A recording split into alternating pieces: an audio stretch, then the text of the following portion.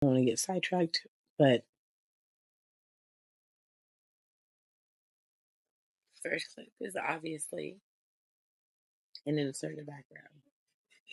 The second clip I'll be showing you is also an inserted background.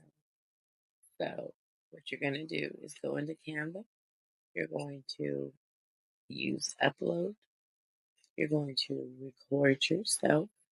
After you're done recording yourself, you're going to save it and exit it.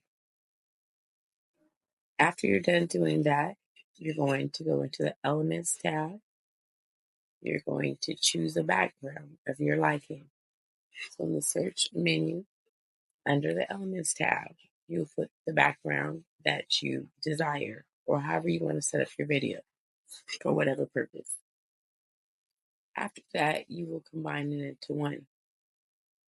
Still new with all of this, so I don't know the time restraints exactly, because, I guess I should have read everything, but I didn't read everything in detail. So my other previous video was so detailed, it was too long. So I'm going to do something brief and quick, and hopefully this will help. Have fun and enjoy, and thank you for joining. Tiffanie Nacole.